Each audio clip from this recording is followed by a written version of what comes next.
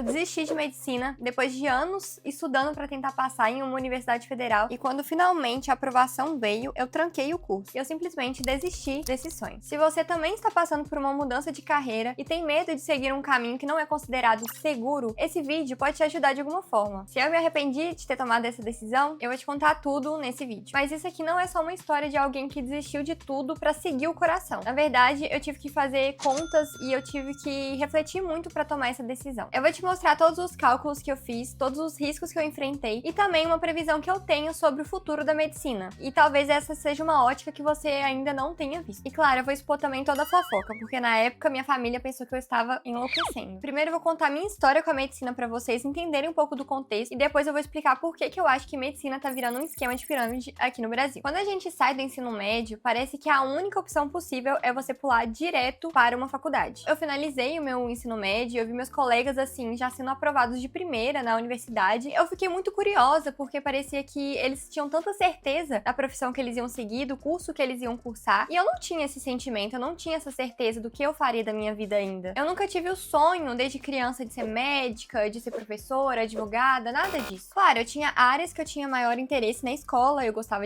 muito de matemática, mas eu não me via seguindo nenhum caminho que as pessoas tradicionalmente seguem, né? As pessoas que têm facilidade com exatas seguem, que é engenharia, arquitetura. Eu não me via em nenhuma dessas áreas. Eu fiz o ensino médio junto com um curso técnico em edificações. Só que eu não me identifiquei nada com essa área, né? De construção civil, de projetos. Então, eu realmente estava bem perdida. A minha nota no Enem até dava para alguns cursos, mas eu não sabia o que fazer. Então, eu comecei a fazer cursinho. Eu gostava bastante, tinha bastante interesse em true crime. Então, eu vi a possibilidade de me tornar perita criminal. Só que para seguir esse caminho, você pode ter alguns cursos que você pode escolher e fazer. Então, inicialmente, eu pensei na possibilidade de fazer odontologia, porque eu sei que odonto tem como você seguir depois para esse concurso para perícia criminal. Logo no meu primeiro ano de cursinho, eu comecei a ficar imersa em um ambiente que tinha uma energia de competição absurda. As pessoas eram aprovadas todos os dias, você via aquelas pessoas disputando quem estudava mais horas, quem acertava mais questões, e aquilo de certa forma me empolgou. Eu vi aquilo como um desafio também. Eu também queria ser aprovada. E qual que era o curso que era mais difícil ser aprovada? Medicina. E olhando pra trás hoje, sendo bem honesta, eu acho que foi isso que me impulsionou, assim, em primeiro plano pra fazer medicina. Eu queria sentir que eu era capaz de ser aprovada em um vestibular que era tão competitivo, tão difícil. Mas assim, eu também tinha muito interesse nas aulas de biologia, eu gostava muito quando eu estava aprendendo infectologia, e também era um caminho, a medicina era um caminho sim pra eu seguir a perícia criminal. E mais pra frente, se eu acabasse desistindo de seguir a área de perícia criminal, a medicina sim tem muitos caminhos, tem muitas especializações. E de qualquer forma, eu iria me encaixar em alguma das áreas e eu, modesta parte, sempre quando eu me proponho fazer algo, eu sempre me dou 100%. Então eu tenho certeza de que se eu fizesse medicina, eu também iria encontrar uma área que eu ia amar e que eu iria me dedicar 100%. Ia ser uma excelente profissional. Só que eu não estava contando que essa jornada no cursinho ia demorar tanto tempo até chegar à aprovação. No total, eu fiz 1 ano de cursinho em um curso preparatório que era mediano, fiz 2 anos de cursinho em um dos mais tops da minha cidade, que eu tinha conseguido bolsa, fiquei lá por 2 anos, e no último ano, que foi o ano que eu fui aprovada, eu fiquei estudando por conta própria em casa, foi o ano da pandemia, inclusive, eu fiz apenas salinha específica de redação e matemática. Só que durante esse período em que eu estava fazendo esse cursinho presencial, eu ficava praticamente o dia inteiro fora de casa. Eu morava a 19 quilômetros do cursinho, eu era uma das primeiras a chegar lá, inclusive eu ficava sentada na portaria lá com o porteiro esperando o horário de abrir a escola. Tinha vezes que eu saía do cursinho às 8 horas da noite, que era o horário que tinha menos trânsito pra voltar pra cá. E aos sábados tinha aula durante a manhã e durante a tarde, quase todos os sábados tinha simulado. E quando não tinha, eu ficava lá estudando mesmo. Só que o que aconteceu? Eu comecei a me interessar em trabalhar com internet. Eu queria ter uma fonte de renda e nos intervalos de uma aula ou outra eu comecei a publicar conteúdos sobre redação, sobre dicas de Enem em um Instagram que eu criei. Inclusive nos domingos, que era o único dia que eu tinha de descanso, eu comecei a me dedicar em produzir esses conteúdos, ficava gravando vídeo. Olá, você vai prestar o Enem no próximo ano, mas acha a redação complexa demais? Me acompanhe nessa série de vídeos que eu irei te ensinar do zero como fazer uma redação no molde do Enem. Nos intervalos das aulas, nos ônibus, eu sempre estava produzindo conteúdo, estava vendo as minhas redações e passando dica pro pessoal no Instagram. E no meio do caminho, realmente, eu comecei a ver a internet como um meio de ganhar dinheiro. Eu detestava a realidade de depender financeiramente dos meus pais. E eu queria logo ter o meu dinheiro, minha independência. Nessa época, eu tinha uma ansiedade absurda. eu tinha muita azia, eu não tinha tempo pra praticar atividade física, então assim, minha saúde mental tava lá no chão. Todos os meus amigos já estavam na metade da faculdade, parecia que eu estava atrasada, tava congelada assim no tempo. E nesse quarto ano eu tinha estipulado pra mim que seria meu último ano que eu ia fazer a prova do Enem. Eu não aguentava mais, e aquela seria minha última tentativa. Só que a minha cabeça foi mudando tanto e a minha realidade com a internet foi mudando, as coisas começaram a dar certo, principalmente no YouTube, e eu comecei a cogitar a hipótese de desistir de fazer medicina. Então, quando eu fui fazer o Enem, eu já fui fazer a prova sabendo que eu não ia mais fazer medicina, que eu não queria mais fazer faculdade naquele ponto. Porque as coisas na internet começaram a dar certo, eu comecei a ver novos horizontes, eu vi que com a internet eu poderia ter uma liberdade geográfica, ter uma liberdade de tempo, porque eu sei que medicina,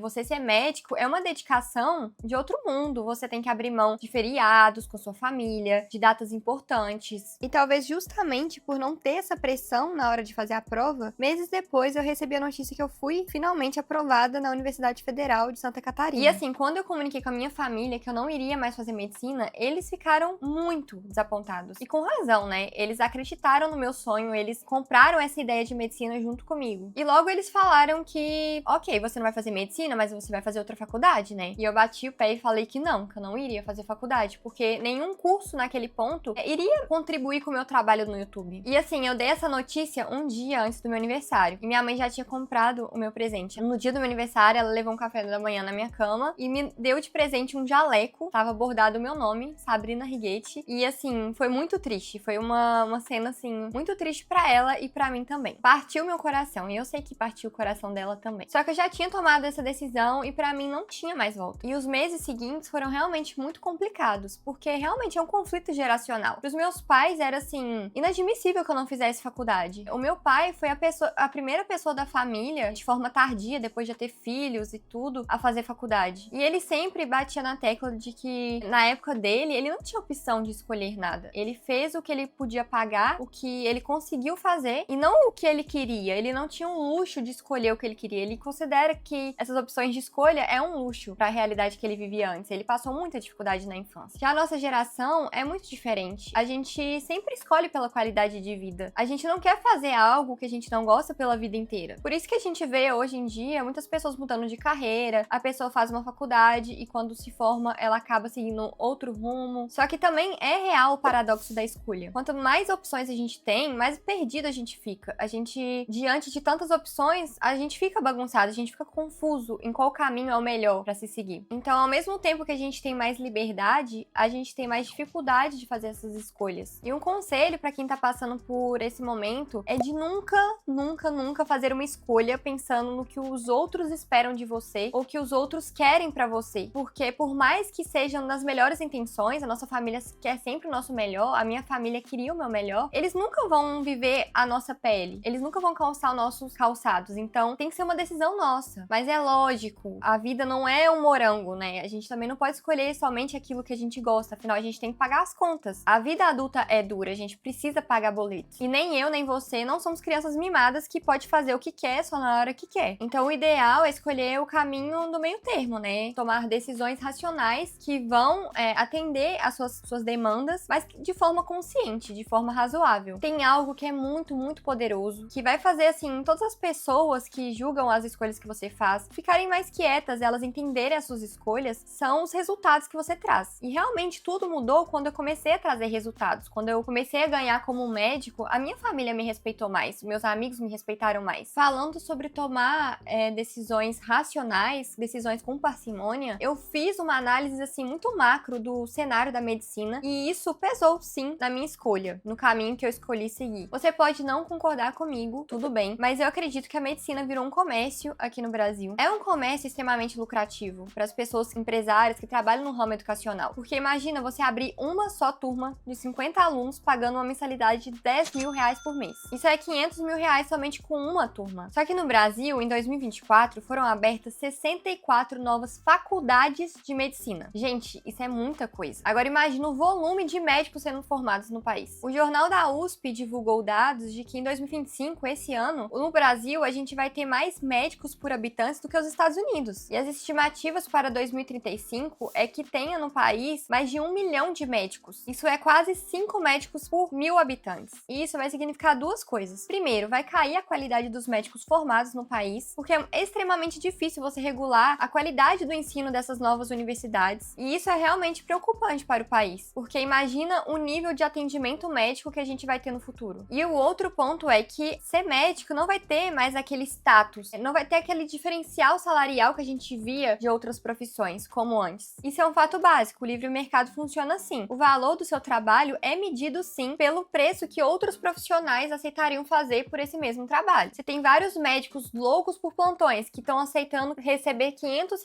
para um plantão. Por que um hospital vai te pagar mais do que isso? Sendo que ele pode pagar por esse outro médico aqui que aceita um valor tão baixo. Então, quanto mais cheio o mercado de medicina, menor vai ser o salário. E também a qualidade vai cair. Afinal, os médicos estudaram tantos anos, investiram tanto tempo e dinheiro também, em alguns casos, para brigar por plantões. Lógico que eu sei que muitas especialidades são muito bem remuneradas, mas a tendência é de uma queda geral nos salários. Pensa aí, antigamente, na época dos meus avós, por exemplo, era extremamente raro você ver uma pessoa com diploma. E ser advogado, um médico, engenheiro era algo de grande status, porque existia escassez nessa mão de obra qualificada. Só que com a popularização das universidades, vários mecanismos que foram sendo criados para aumentar as vagas nas universidades públicas, disponibilização de bolsas como o ProUni, ou até mesmo financiamento, do FIES. Muitas pessoas tiveram acesso às universidades. Só que aí vem o porém. Ter faculdade hoje não é mais um diferencial. Quantas pessoas que fizeram faculdades e exercem a profissão delas que ganham 2, 3 mil reais no mês? Às vezes você vê sim, faxineiras, Ubers ganhando mais do que isso. Na minha cidade, por exemplo, uma faxina gira em torno de 180, 200 reais o dia. Aí a pessoa faz 4 faxinas na semana, ela tá ganhando mais que uma pessoa formada. E isso não é demérito algum. Só estou fazendo uma comparação e mostrando que realmente o diploma não é algo tão diferencial como ele era tempos atrás. E, gente, eu não estou desestimulando ninguém a não fazer faculdade, a largar a faculdade. Eu só estou realmente fazendo uma reflexão, porque parece que a gente é programado, assim, a seguir esse caminho sem nem parar pra pensar, pra refletir. É uma coisa quase que automática. Você sai do ensino médio com 18 anos, não sabe nada da vida ainda, e já tem que tomar a decisão da profissão que você vai seguir pro resto da sua vida. E acha que depois que terminar a faculdade, vai ter emprego batendo na sua porta, que a vida vai ser muito simples e que você vai conquistar todos os sonhos que você tinha. E não é bem assim. É real a corrida dos ratos. Realmente eu comecei a enxergar dessa forma depois que eu li o livro Pai Rico, Pai Pobre. Eu sei que já é um livro muito manjado, já muito indicado, mas pode ser que tenha pessoas aqui no canal que nunca tenha tido contato com a história do livro e que eu acho que vale a pena, sim, pra mudar um pouco a visão que a gente tem e tirar um pouco da nossa bolha que a gente vive. E ainda tem aquelas pessoas que fazem medicina particular, pagando 10 mil reais por mês. No final de 6 anos, isso dá mais ou menos 720 mil reais. E para esse dinheiro investido retornar, vai demorar longos anos. Pensando que a pessoa acabou de ser formada, ela ainda vai ter que fazer especialização. Então, realmente é um investimento muito alto e que tem que considerar que vai demorar para retornar. E só mais um adendo, que medicina é uma profissão linda. Eu admiro muito as pessoas que decidem dedicar sua vida a essa profissão. Para uma pessoa que realmente decidiu fazer medicina por vocação, por amar a profissão, é insignificante fazer essas contas que eu tô fazendo. Então pode desconsiderar para essas pessoas isso aqui que eu falei no vídeo, mas é importante sim a pessoa refletir, tomar uma decisão que seja consciente mesmo, ela sabe o que ela está fazendo. E mesmo assim ela tem convicção da escolha que ela fez. Aí sim o caminho está